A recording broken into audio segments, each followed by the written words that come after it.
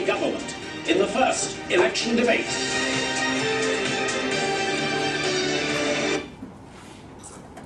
Hello, welcome to the first election debate. Today we'll be looking at the 4 new political parties for the upcoming general election. The studio audience will have their chance to ask questions, and we'll be looking at the 4 leaders and what their views are.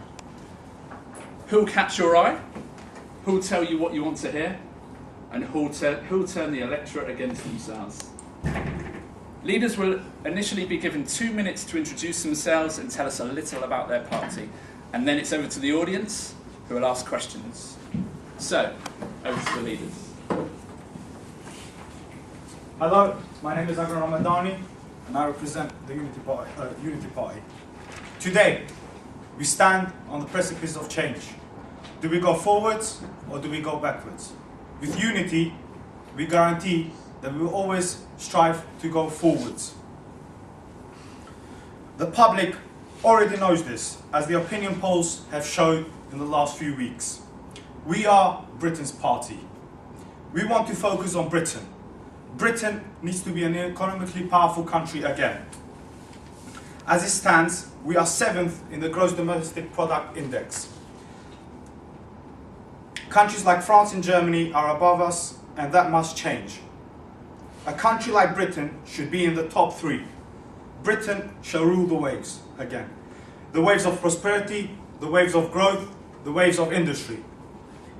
Do we want our children to grow up in poverty? Turn to crime? The answer is no, of course not.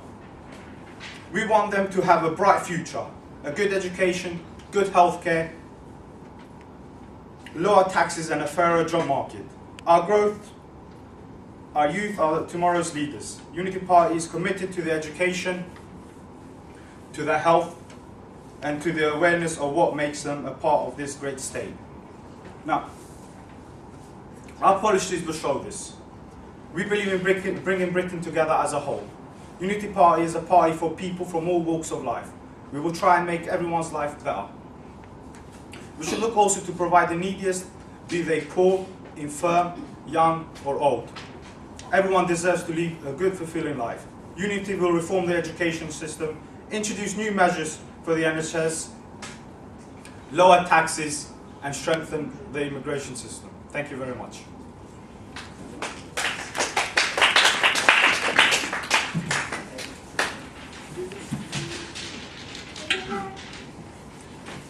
Hello, my name is Mustafa Abdullah, and I am the party leader of CYCP. Here at CYCP, we stand for building the foundation for a strong and prosperous Britain for our children and our children's children. We, the CYCP, respect all walks of life. If elected, the CYCP will be able to achieve our goals with a wide range of new and innovative policies which will ensure long-term success for Britain. Immigration, education, tax and health are only a few of our main objectives to improve our country and make Britain great again. CYCP take great pride in what we do and are always open to new suggestions and ideas. I feel that my party is the only party which is versatile enough to adapt to ever-changing economic climate that we feel today. We have already passed legislations such as our policy on stateless children, which showed a rare display of unity in the Commons. We at the CYCP have serious concerns on the NHS and how it is run in our country today. We carried out an internal party inquiry into the way the NHS was run, and we discovered some shocking news. Did you know that for every doctor we have 60 administrators? These figures show excessive waste of NHS resources which could be used to help patients get better in faster, cleaner and safer environment.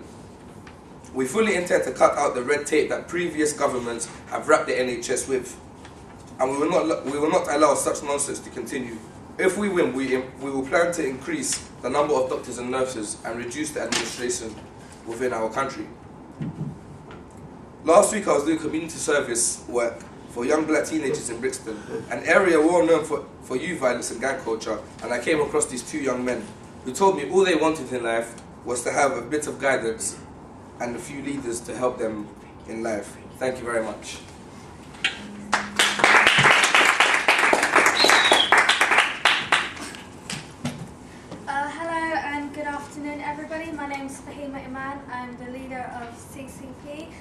also known as Citizen Corporation Party.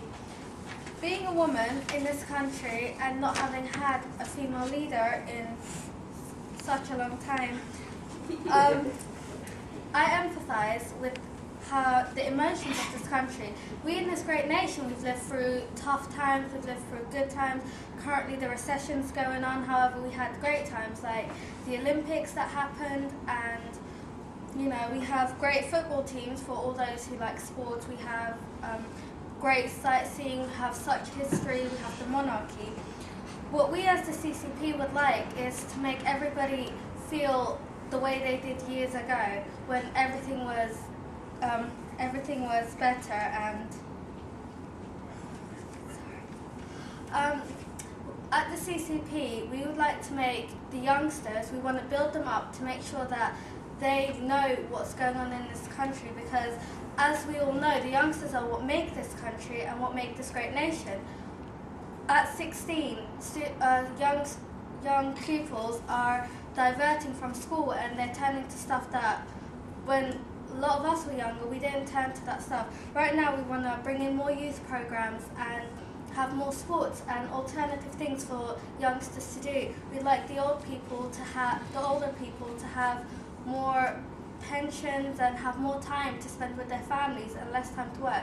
Taxes should become more equal so that everybody can afford what they're paying and the rich don't lose their money and the poor don't become poorer. So what we'd like to do is make everybody feel like they're living in a big nation, that everyone cares about each other. Thank you very much.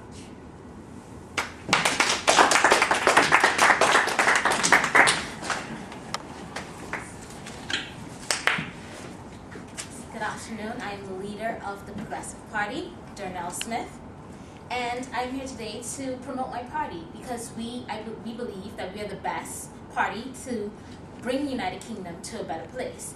Our main objectives is to tackle the education system, the health system, the immigration system, and to afford better taxes for not just the poor or middle class people, but as well as the wealthy people. We believe that the education system needs improvements because now the current state is that we have kids in school who aren't putting out their best effort, or because of personal reasons or because of reasons where they aren't being properly educated and they're just being given the education but there's no monitoring as to them actually taking in what they actually learn in school. Therefore, we will be providing, if we are elected, we will be providing systems that will help these kids to find out what is the problem, why aren't they learning and taking the advantages that they are provided. Also in the health system, currently there are people here in the UK that abuse the system where NHS is free. We need to control that system, not completely stop it, but control it as to monitoring to who will be granted these benefits of having free health service. Because in the event of the health service being given out without proper monitoring, these persons cause the waiting list to be inherited as well as a long wait before you get to receive proper medical treatment. And the immigration system will be afforded a better system, whereas students and migrant workers who want to work hard to keep into the country will be afforded that leisure instead of being denied to work here in the UK.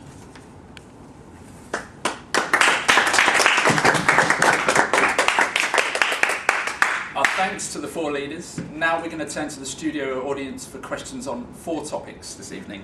They'll be focusing on domestic issues, largely concerning immigration, health, education and taxes. So for the first question, we have a question on immigration from Yamli. To anyone or to the whole? To each, to the group as a whole. Okay. My question is, how many immigrants are going to be let in and out of the country?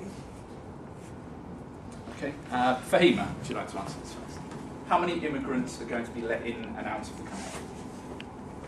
You'll all have 1 minute to answer. Okay. Depending on what is going on in the country, it should be based on the current amount of immigrants that are already in the country. We don't want to make people believe that England's a bad country and we're not willing to let anybody in.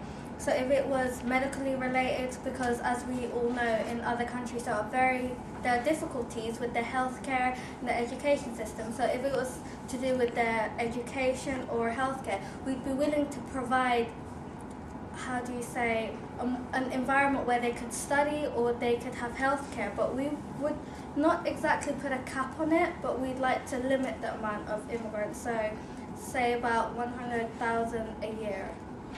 Thank you. Thank you, Fiona. Okay, Mustafa. At CYCP, we do not implement on self-grounds, and we want to ensure that Britain gets the experts. We don't want any type of immigrants to come to the country. We want people to come in that could help us, or people that want to come to the country as a whole to, like, if they, for instance, wanted to come to become doctors, if they wanted to come here and learn, if they wanted to teach, if they wanted to, anything that could help Britain as a whole. We don't want immigrants just to come in and just sit around and do nothing, because we want Britain to become greater than it already is. So we believe that we don't have a set number of how many immigrants we actually want to come into the country. As like it could be 100,000, it could be 10,000, depending on what they're coming to do and what they actually. If they're coming to help Britain, then we're happy to let them in. Thank you very much. Well, as we can see from last year, as of March of 2012, there have been 183,000 immigrants coming over to this country. But if we compare that to last year's of 242,000, we can see a significant decrease in immigrants. Now, what the Unity Party wants is, we want the best and brightest to come over to our country, to help us develop our country. We need those kind of people.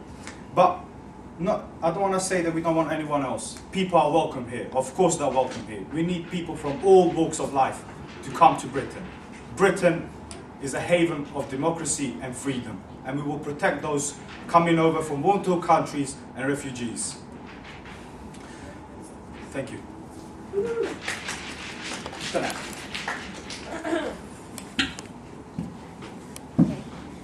The Progressive Party strongly believes in helping others, but as we believe in immigration and enhancing the visa policies for persons, it is extended to persons who are willing to put forward that extra effort, who will benefit not only the country but themselves, who are determined to get things done and not just to come here and to live and then to just basically live off the government. We want people that will keep that drive into working hard, into developing the country, into voicing their opinions in how they can make the UK a better UK, and to have persons who are qualified, not just persons who will just take from the country rather than give back.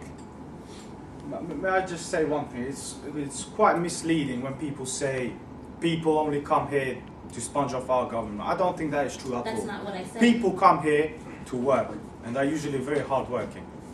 So most people's misconception of them coming over and sponging off us is not really true. Danielle, would you like to clarify your point? Yes, I would. My point stated that we want people who are here to work and to work hardly.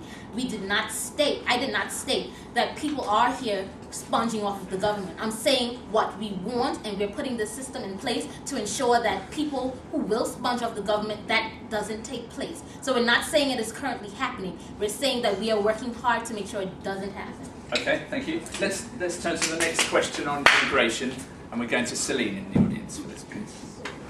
Okay, based on the immigration, can I continue to ask whether do you think student immigration should have a cap? Let's go to Agron first. No, I don't think so. I mean, a cap in the sense of that we only want the smartest, the most intelligent, the one from students from other countries that have shown they have the ability and drive to succeed. We don't necessarily want to put a cap on it. What we want to do is set a criteria for those students, and if they can match it, then of course they're welcome. But if they're not as able as some other students, then we've already have our schools are full already as it is. So we want only those ones that are the best and brightest to come in this country and succeed. Okay, Mustafa. Putting a cap on student immigration would not be fair. We can't really say that we don't want these students to come in because they're not smart enough to come in. If they are motivated enough and they actually want to come to learn, then they're more than welcome to come in. If they actually want to come and learn and not just mess around, because we don't want people just to come just for the sake of, because I studied in Britain. We want you to leave this country with qualifications that you can go and take across the world, no matter where you're from, and actually do well. And knowing that you came from Britain, which will later on make other people actually want to come back to this country and study here. So as long as you're motivated enough to come here and do right for us, then we're more than happy to let you in. So people can come to this country and we spend a lot of money on training and educating them, and then they can go off. But they're coming as else. international students, so they're not paying. They're paying international fees anyway. Well, with your system maybe, but not with our system. Well, they're paying international fees. International students will be paying international fees. How much is the international fees for you? That's not. You don't need to know that right now. I think we do need to know that. It's in the public interest. I think it's in the public interest. It won't be as much as it is right now. Very problematic. There isn't a complete cap. I wouldn't say there's a cap on the immigration system for international students.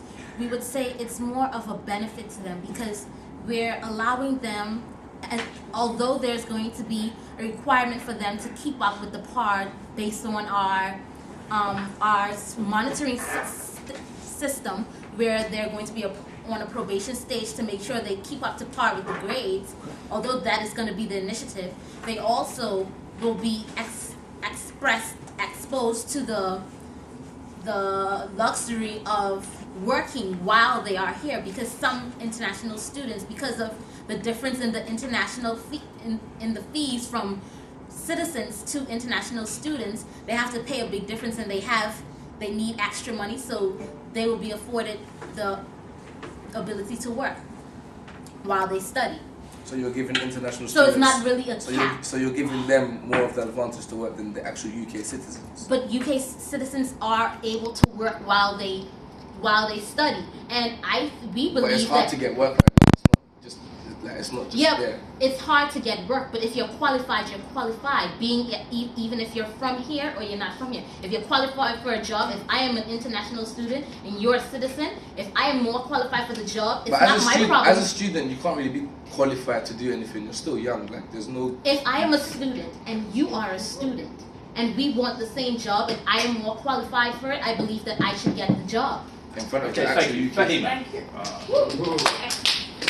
Well, we at the CCP believe in a fair chance for everybody. I mean, if a student wants to come here, you can't break a youngster's dream like that.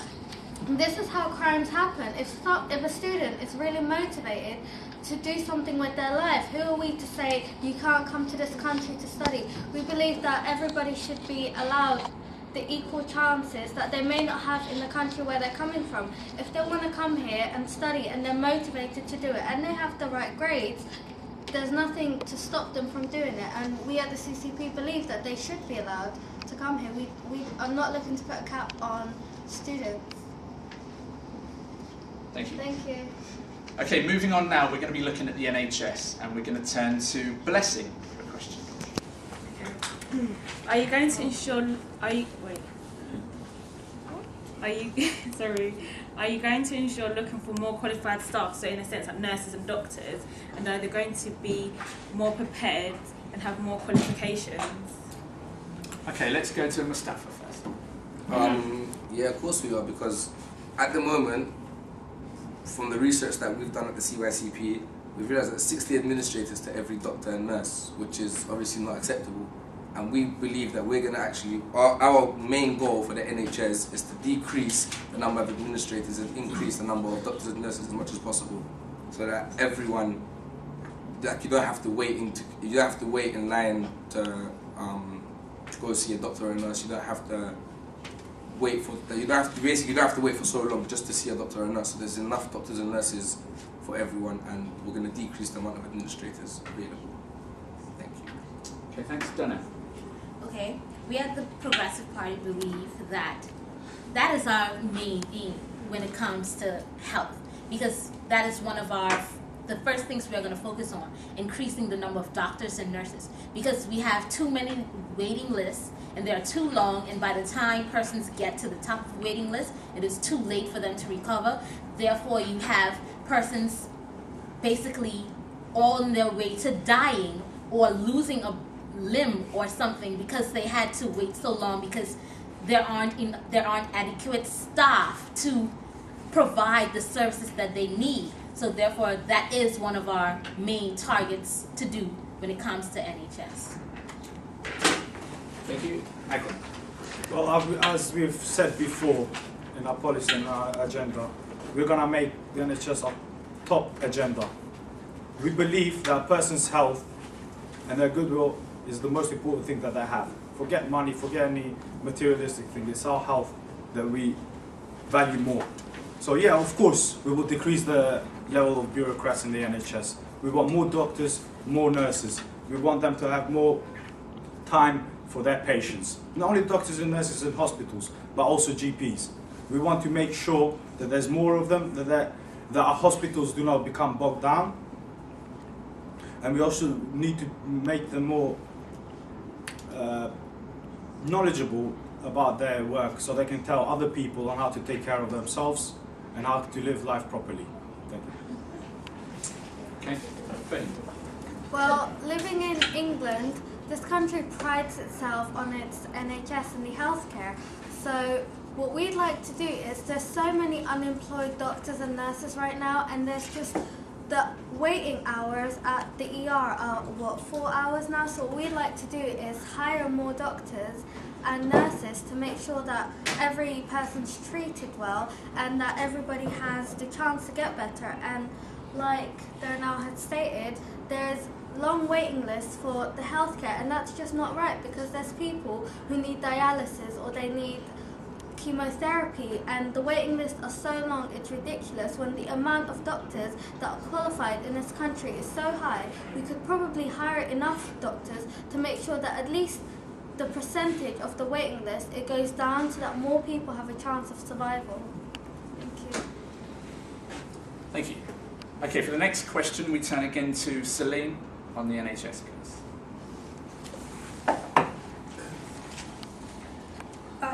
Based on NHS, I would like to know from the MPs, what are your future plans for the patients, especially those who are smokers and for obese?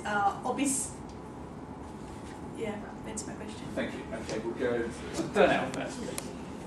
Okay, our plan for, say, smokers and obese people, we would say that we would increase numbers of doctors, not just any type of doctors, but nutritionists, so that these people, the people of the United Kingdom, can be educated on what is healthy and what is not, and they will be introduced to it in such a way where they will want to keep healthy and they would want to not practice such eating habits or smoking habits. So we would increase the knowledge, the levels, and the levels of knowledge, as well as the numbers of nutritionists that we have here, so that more people can be aware of the dangers of smoking as well as obesity.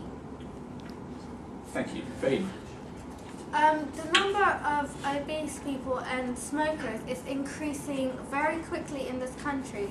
So what we at the CCP would like to do is educate people from a younger age, because right now the age of smoking is getting younger. I mean, last week I was in South East London, and there was students from as young as 11 and 13 standing there with cigarettes, and when I asked them, they said, we're not taught properly about what the effects are. So what we'd like to do is show them the effects, show them how it could damage them long term, and if we start with the young people, then hopefully the people who are older will understand that if a young person is able to do this, why should they not be able to make their life healthier, give themselves a better start? Because it's never too late to quit smoking, and obesity can also be a disease, so maybe we'll have to look into getting more doctors and nutritionists to help them out. Thank you. Thank you, Mustafa. This is where it starts off from the educational system. We need to teach young kids from the start that smoking is not good, it's not healthy, and it's not the way you want to be going in life. Yet you have a party representative in front of the picture of him smoking. Is that how you represent a party? Number one, he's not young. Number one, he's not young. Two, I'm talking about in general. Is that the image you're trying to portray to the public? I'm sorry, but you smoke as well, so please let me continue with your minutes. We want to increase the number of doctors, and we want to increase the awareness amongst young people, from young and old people. We want the old people to teach the young people that it's not good, and we want the young people to learn from the old people and to understand the effects that smoking can have. And obesity, we want to increase the number of doctors and nutritionists, as the two MPs said before me. And obviously just keep increasing the awareness to help everyone, and hopefully we'll be good again. Thank you. Thank you. Akram. Well, I don't really think that we should burden the NHS with such thing. We must look at this at a grassroots level. We must look to the parents, to the community.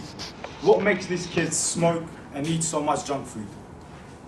We must make them more knowledgeable. We must involve local authorities and communities to prevent these sort of things happening. With agencies, community groups, and using their local knowledge to tackle the challenges of smoking, alcohol, drug misuse, and obesity. But yeah, as Donnell said, she has quite a good, nice idea. I really liked it. She said about nutritionists. We must have more nutritionists in school to teach our children how to behave, to show them that drugs are bad, the smoking is very harmful, and that junk food is not the way to go. Thank you.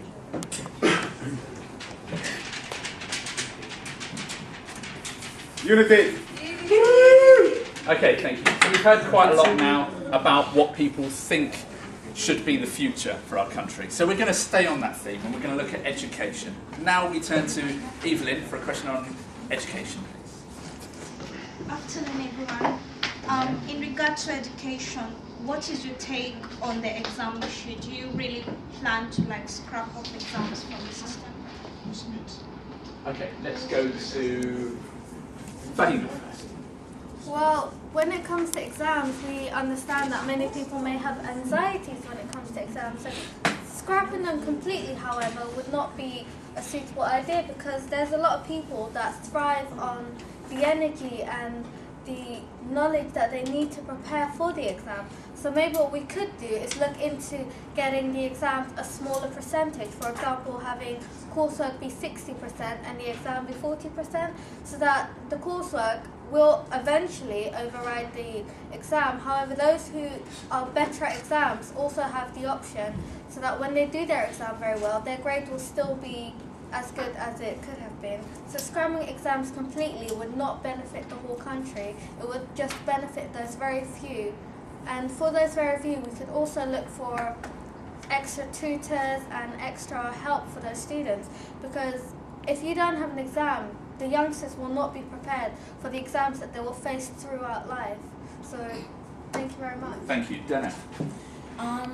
We believe that there should be a combination, because if you want to progress everyone, you have to combine the different personalities, the different situations as to how people learn, which means that there should be a change every term, as there are basically 3 terms per year, per school year. Therefore, 1 year should be based on just mainly presenting, then the other term it should be on examinations, and then the other term is based on coursework, so that the students get a chance to perform to their best ability in each section.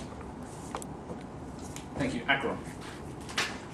Well, as we see nowadays, exams are sort of too easy in some cases. Teachers and schools choose to have easy exams so they can keep up their school grading level, so they do not fall over a percentage. Now what we propose to do is the qualification should be more linear, with all assessments normally taken at the end of a course. Examinations will test extended writing in subjects such as English and history, have fewer bite-sized questions and overly structured questions. And in mathematics and science, there should be a greater emphasis on quantitative problem solving.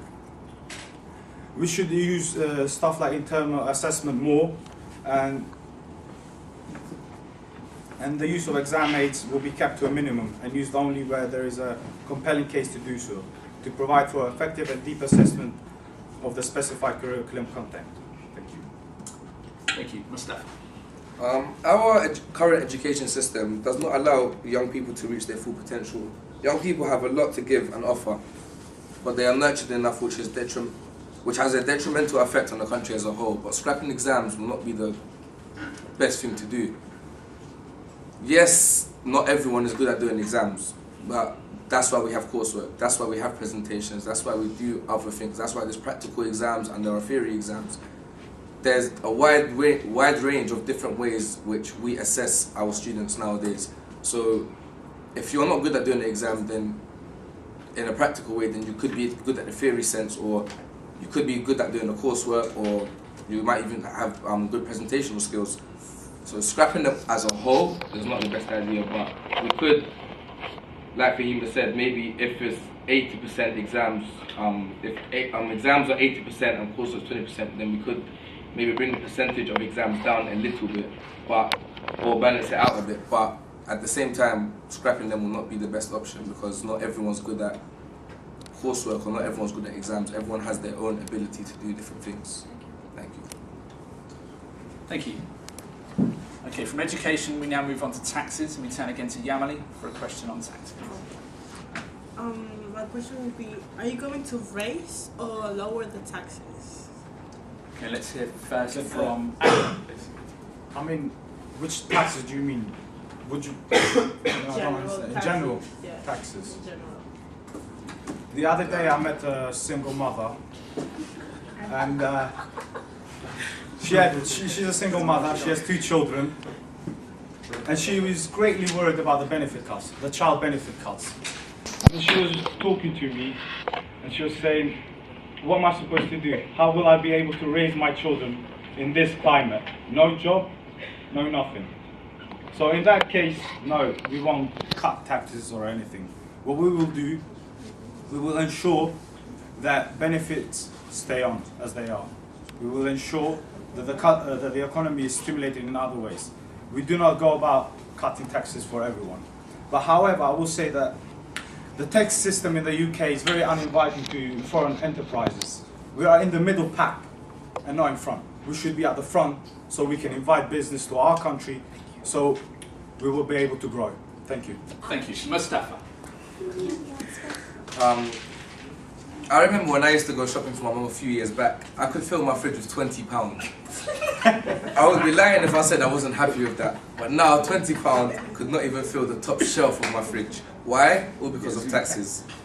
I met this lady once while shopping at Tesco's, and I asked her how much she spends on a weekly basis on her necessities for herself and her home. She told me she spent almost £100 a week just on shopping for her and her 4 kids. £100 is a lot of money to spend every week just on food and drinks. When I asked her what she would like to see done by future governments, and she quickly told me that she would like taxes to be reduced. Here at CYCP, our main goal is to reduce tax on necessities, whatever they may be. And thank you. Thank you. Dana. First, I'd like to raise a question that to both of the MPs, they said that they met ladies where their situation was whatever, and I want to know what proof do they have?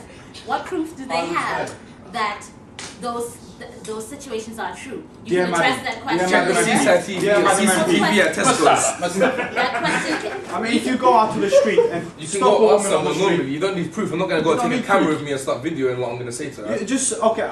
It's not for the My image I to ask you, it's for just the go to the street and self- stop a lady or anybody or anyone in general, and they will tell you that the taxes are too high. That Yeah, and cutting taxes if you look back is the at worst our- thing that if we're you- doing Can I right answer my now. question? If you look back I at am our asking video, you a if you question. look back on our I video, said if you look back on our video, we asked one of the ladies, and if you actually listen to what she said, she was not happy with the taxes My and how question they is are raised supposed right to be now. addressed afterwards. I asked the question for you Okay. to answer later. So I can now your ask my- minute starts now, please. Okay. The Progressive Party will make, not in a sense, lower taxes, not completely lower, but make it more fair, because we believe that if you earn it, you should have it, not just be given to, it should just be given to you. Yes, we believe that we need to help others who are less fortunate, but that's why we are putting a system in place where proper monitoring is going to be put in place to see who is qualified for this additional help. We don't want to just give it out to any and everybody, because if you're not qualified for it, why should you have it? That encourages laziness, and we don't believe in that. We believe in people working hard to get what they want and to make UK a better place.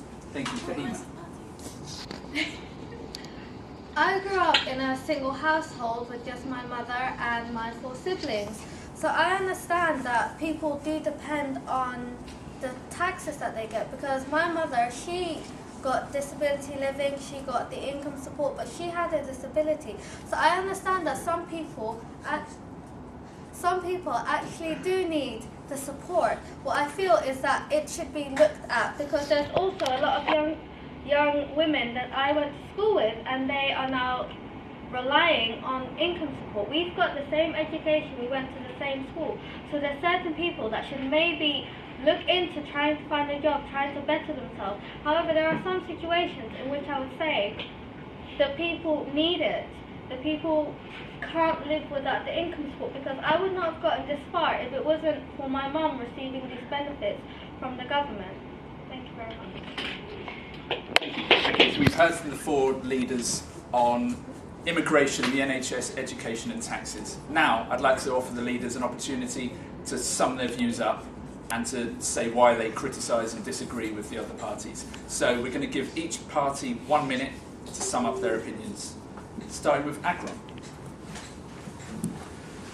Like I said before, the point of unity is prosperity. We want to ensure our children grow up in a better future. We want them to have a better education system, a better healthcare system, lower taxes, fairer taxes, and a stronger immigration system. Now, as you've seen from my answering all the questions before, unity has been the only one with some meat on the bones. The other parties have been really general. I have given you examples. I have shown you what we propose to do with the education system, with the health system, with immigration, with everything. Thank you very much.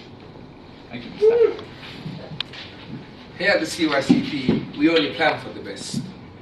We believe our party is the most capable party to run this country. Our office door is always open for new ideas, and we believe that anyone is welcome to join and to understand that we are only here to help. We believe that we are the only people that can benefit this country in the perfect way. And me personally, out of the 4 MPs, I'm the only one that's actually born in this country, which means I'm the only British person in this country. Which means I'm the only person that can run this country. I proclaim the modern Nazi party. Thank you very much.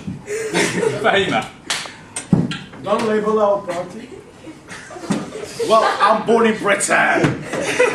I'm a British bulldog. I work for this country hard. Person in this country, sorry, but What does that have to do with anything? you have to be. What does this have to do with anything? Sorry, sir, but that's a Republican idea. We were born in this country. Order in the studio. What should happen with us then? Fahima. Put us in permanent tax, yeah? Thank you very much. That's the only thing I said. Oh. This country is run by a British person. Mustafa, Akram, thank you. Fahima. Well, we at the CCP believe in equality for everybody, not just people who are born in the United Thank you. Kingdom. That's not what I said. That's what Yeah, you That's not what I said. That's not what I implied. That's not what I implied. And to That's not what I said. That's not what you said. Yeah, he said it. I did not say that. Said it. I love this. To everybody who's read the article that was distributed, our slogan is talk less and do more. But you're not talking more than what you're doing. We are not currently in power, so there's not much we can do. We are supporting charities. We're trying to do much more for this country. And what charity are you supporting? I actually currently have my own charity that I'm doing, and I do have proof. Do you want to see? Yes. I'll show you the map. No, Can you just let the lady carry on, Could please? you please? Yeah, can you stop being rude? Have some manners. I'm sorry, I did not interrupt. Can you see what language that party uses? Please. Despicable. Currently, we are trying to help other charities, we're trying to help the youth, and if we were in power, we could do a lot more for the youth and a lot more for the people. We believe in equality and helping everybody and making sure that everybody can live this British dream that everybody's having. So I hope that the people will believe in us further and vote for us. And thank you. Thank you. Go now.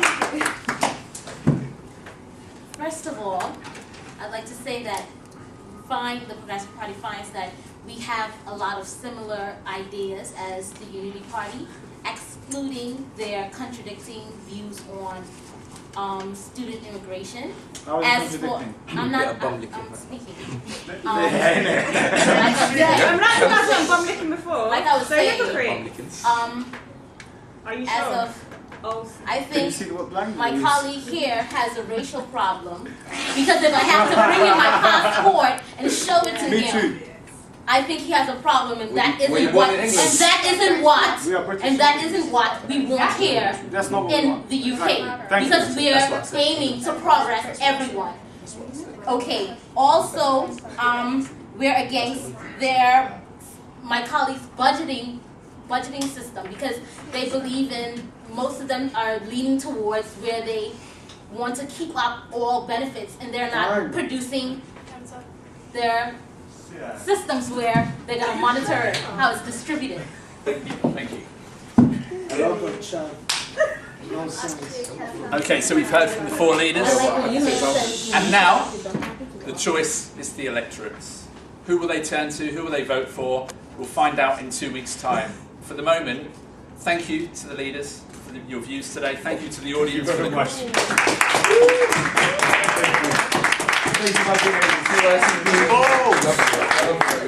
Yeah, love you. So lovely.